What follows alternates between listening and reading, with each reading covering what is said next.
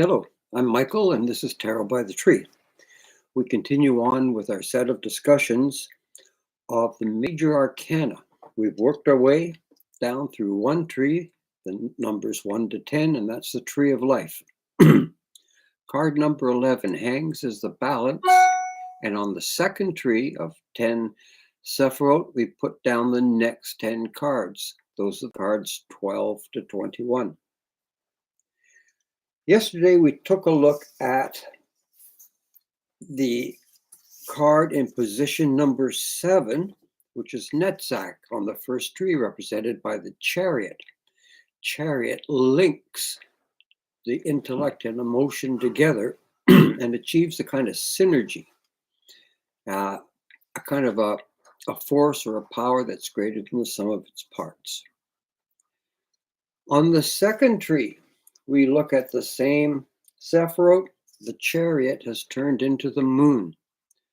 The fabled Sphinx have been turned loose and they've regressed into a dog and a wolf. And Jocelyn was mentioning to me yesterday that that's a sign of the thin veneer that we have over all of us. One of the reasons why people are good, honest, honorable, all of that, because it's easier to be so. If you have a certain amount of the basic requirements of life, it's usually just easier to be good than to be bad. In this case, the veneer has worn off, and we see that all the splendor and glory and might and majesty of the Chariot was suddenly transformed. It's been degraded. And we find that just under the skin of the wolf, just under the skin of the dog, we have the wolf. There's not much difference. And these two animals are just the regression of the Sphinx.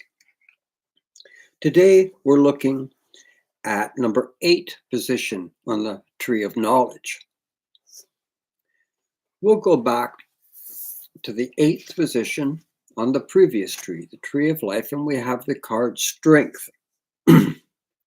It's a woman with the infinity sign over her head, and she is showing a lion that she is much stronger than her without harming it. The reason she's not harming it is not out of kindness. She's on the column of severity, is because it's more expedient for her to keep the lion alive than to kill it. She would have no problem killing it if that was the better thing to do.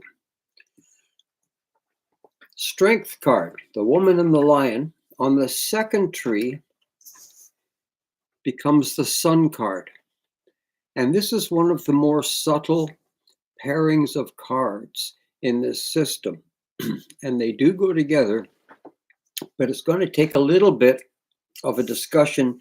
And I still struggle with some of the differences between strength and other shows of force in life. Let's look at the Sun card. Card number 19. To describe the card, we have a naked child, female. She's riding a white horse.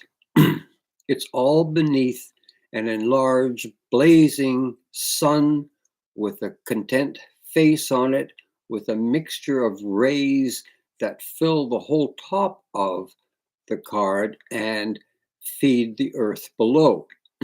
And right at the bottom of the rays of the sun, we see a mass growth of flowers, in fact, sunflowers.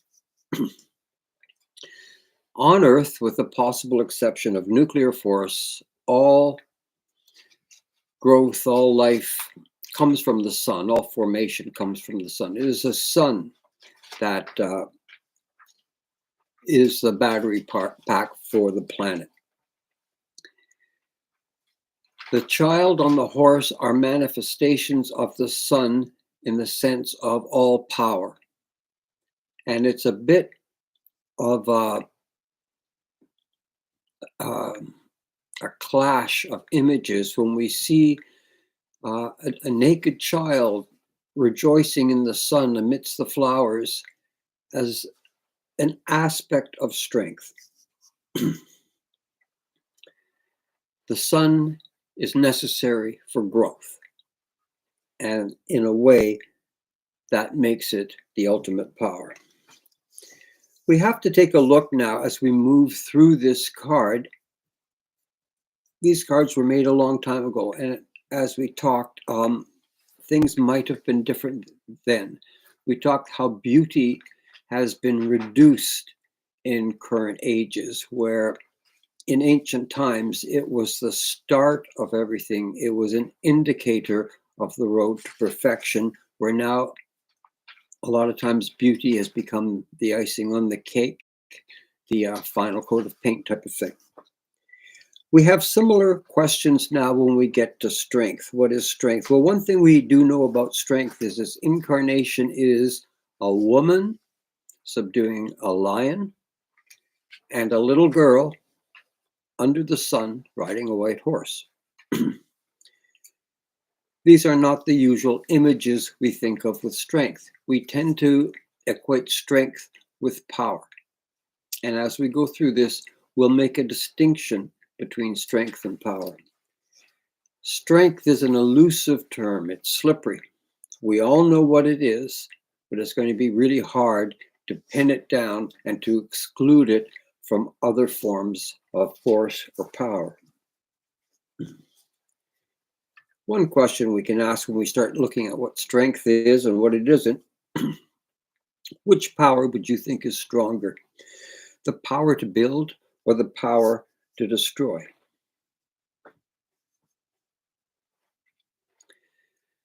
We would like it to be much better to build than to destroy, because the power to build involves so much more.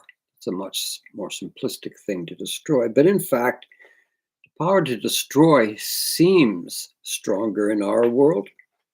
And that's part of our problem with defining strength today. In fact, the power to destroy is just quicker than the power to build. It's not a greater force. It's just a force that negates the first force. In describing the card, we see the sun of all power, the flowers, growth from the sun, and then we see this wall, this gray wall. And the youth has this banner of declaration. It's like a flag or a claim. And she's holding this again in a kind of a posture of abandonment and joy. It's a girl child naked on an unbridled, unsaddled white horse. She appears to be welcoming and rejoicing. And in fact, that's what she is. Strength is like beauty in a way. Everything is better with strength. If everything begins with beauty, it's a better chance of the evolution of that design meeting with more success. Everything is better with strength too. It's one of those terms, one of those powers, one of those attributes that is very seldom said with the intention to insult. Strength seems to be good in all of its phases. But of course, we have to distinguish between power and strength. Hopefully, this isn't just a semantic difference, but I do believe it's a real difference. Power in the card seems to be the ability to alter, to defend, to threaten, to destroy. Strength seems to be to maintain, to preserve, to keep, own, and likewise defend. And I think mostly in some ways to build despite difficulties. Endurance may be an aspect of strength. A one-time show of power may not be strength, it may be just power.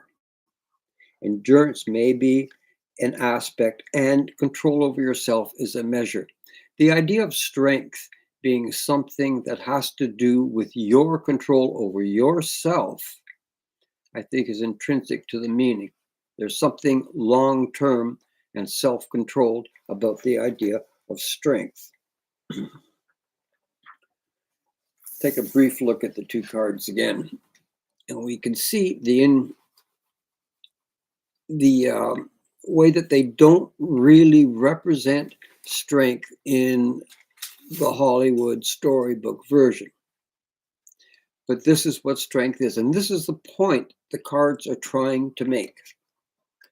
Strength is on the feminine pillar. It is severe, which means it's exclusive. As much as it protects what's within, it keeps other things out. And we've seen that from the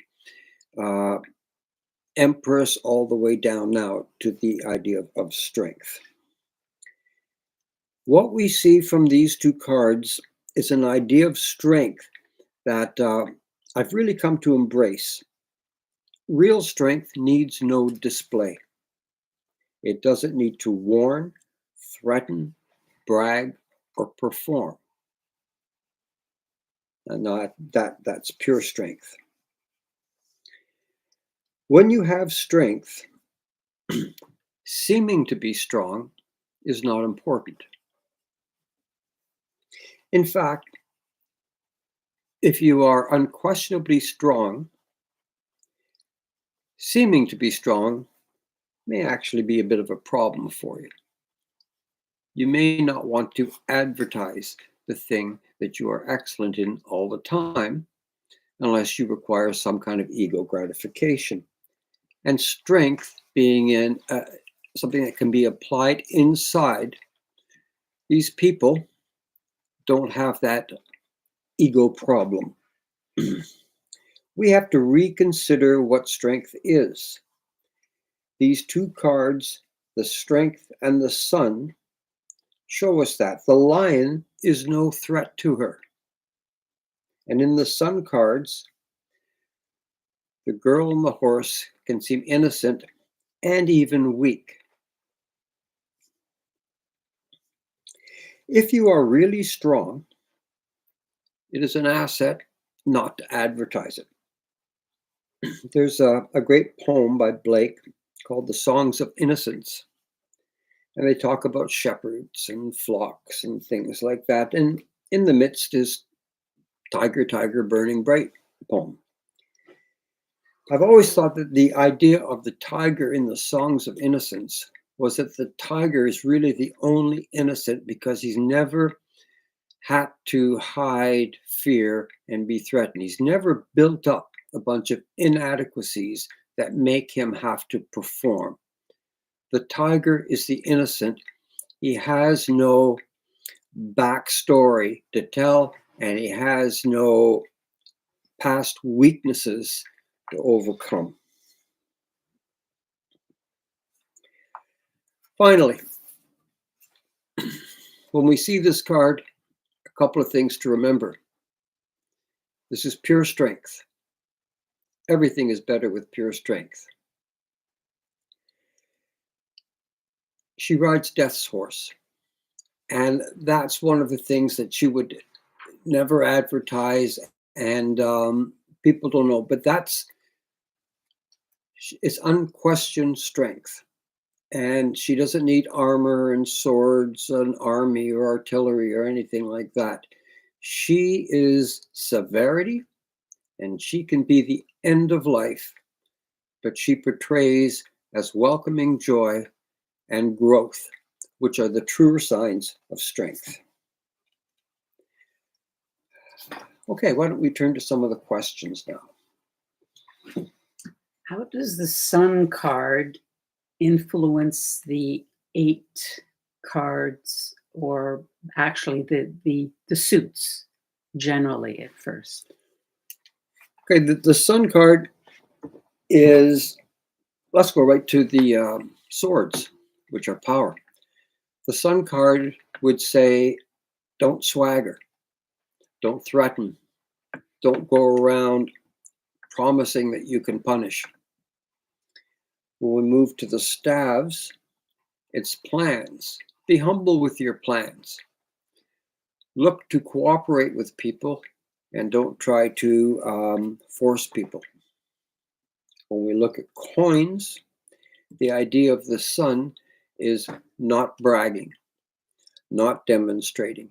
And I think that's a real lesson for people of means, not to advertise those means like it's some kind of a badge of honor. It's not. It's an attribute. It's something you have. It's not something that you are.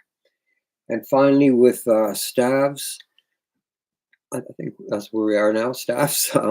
It's your plans, and I hope I haven't missed one here. But anyway, Cup? Did we do cups? Sorry. I think I have. Okay, it's cups Okay. now. Yeah, So cups. That the Sun card, unadvertised power when it comes to happiness. You will find ways to achieve joy without using your greatest power. The Strength card and the Sun card enjoy a variety of things, but none of those things are dependent on their great strength. That's something they keep in their back pocket, so to speak. So how does the Sun card influence the Eight of Cups? All right, the Eight of Cups. I think we've seen this card before. The Eight of Cups. The Sun card is strength, and this takes a kind of strength. This is a person who has happiness, who has a good life, and all their friends would tell them, you're fine, you should be happy. But the Moon card symbolizes their imagination, and they can imagine more.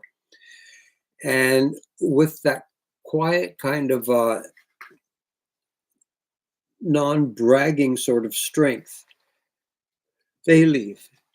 Despite the fact that other people would tell them to stay, they leave and they go looking for something better. How about the influence on the Eight of Swords?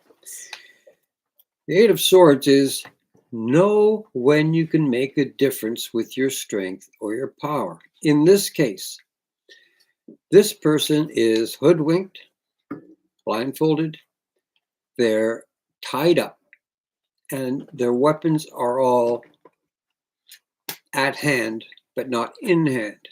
And this is the wisdom of strength.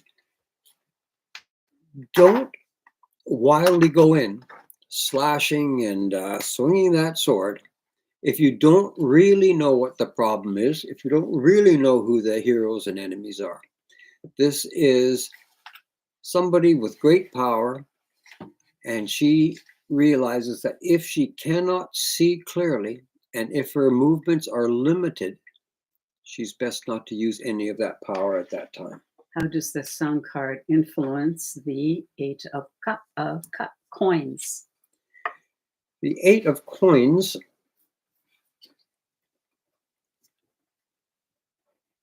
is a card that symbolizes the quiet strength. This is an artisan who has learned a craft, and that craft takes strength and patience and endurance. He's not looking to make this situation into something incredible. He has found something good, even great, and that's what he's going to do. He works with the highest degree of quality at what he's good at, which raises him above other people. And this is the kind of strength that we were talking about, the internal strength. It's not the strength to swing the hammer hard, it's the strength to swing the hammer accurately day after day after day for good results. How does the Sun card influence the Eight of Staves? The Eight of Staves is messages of other people's plans coming your way. And this is a little bit confusing, but to me, it would mean handle everything with class, with grace, even though it seems like it's an onslaught at the time. None of this is intended to injure you. None of this can hurt you, and none of this requires you to do anything of a defensive nature. Uh, Looking at the card again, is the woman in the strength card the mother of the child in the sun card? No. Remember, both trees, from top to bottom, both trees, we're all looking at the one Godhead or intelligent universal force moving down. So they're all the same entity. And in this case, these are both the same person. The woman and the woman and the lion and the girl on the horse are both aspects of strength in the Sephiro of Hod. And these two cards are illustrations of strength that doesn't look like some of our usual renditions of strength and power.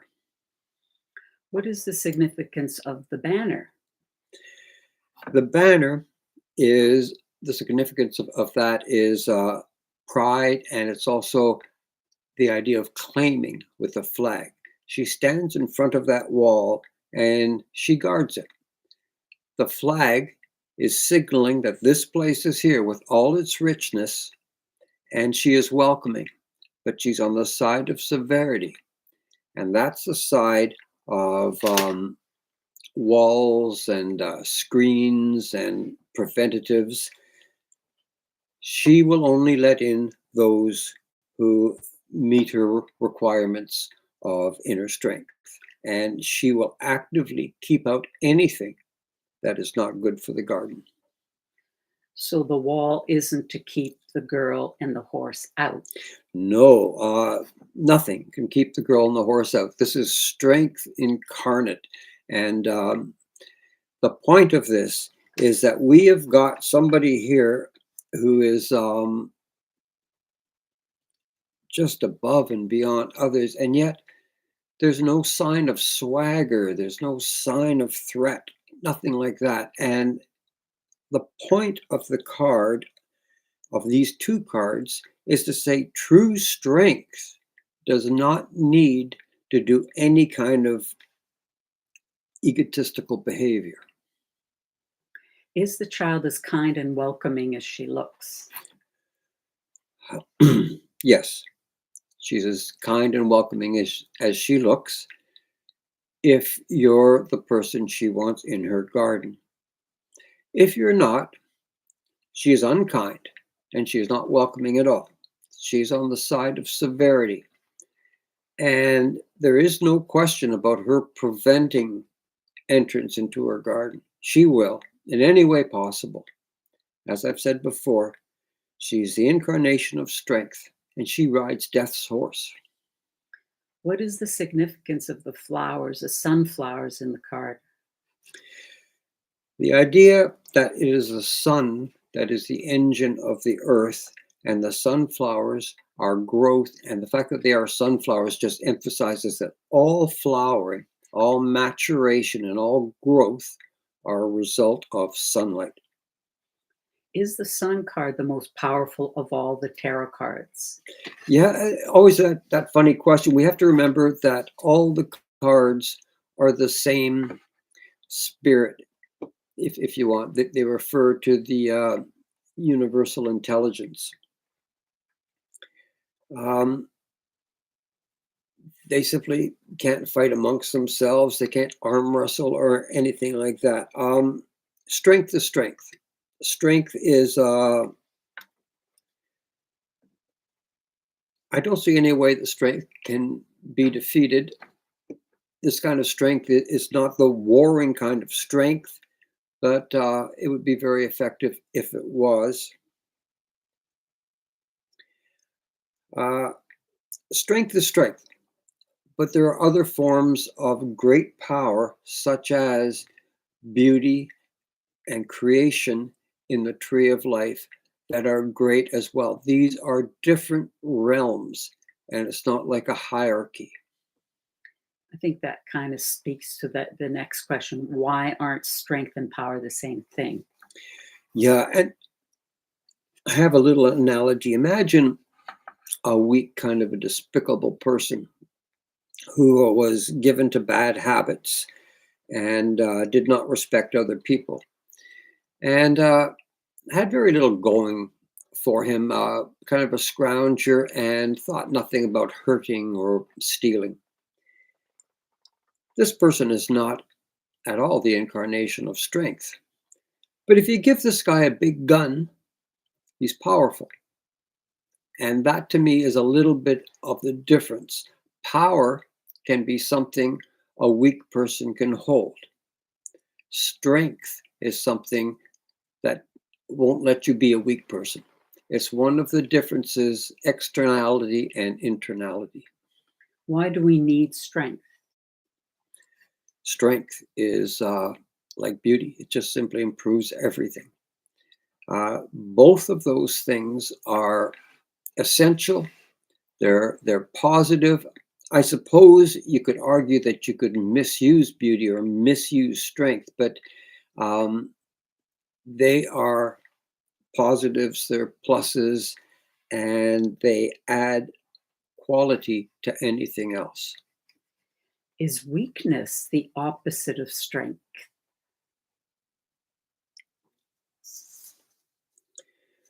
Yeah, I did have sort of an answer for that.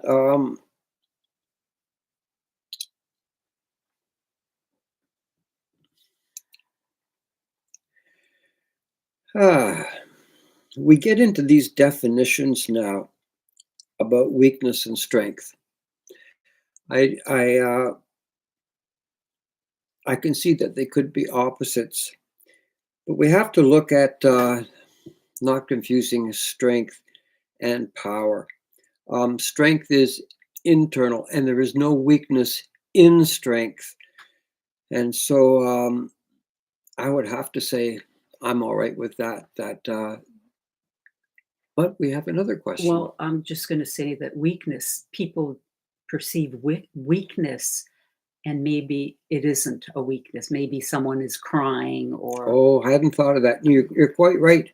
Sometimes you might see legitimate sensitivity and misconstrue that as weakness when it's not at all. It's the appropriate way of responding to the situation. So definitely, and I think the cards of strength in the sun do try to drive that point home. That seeming weakness is not always weakness, and that true strength can come um, looking as if they are weak because there's no need to appear otherwise. any final thoughts? Um, Look for internal strength. I think this kind of strength may be manifest over time. Somebody who does something repeatedly that requires effort and self control and perhaps deprivation, that's a sign of strength. We're on the side of severity. And when we first met strength in the Sephiroth of Hod, we knew that this was a necessary place in order to make the chariot and the charioteer. This place is a place where you learn to be strong, and you learn it through not having everything, through deprivation, through times when you have to separate wants from needs. And that's not something that is really easy to do anymore. And that's it. Tomorrow we move to that glimmer of life, Yesod, which is on the middle path, and that's the hermit. Thanks for listening. Bye for now.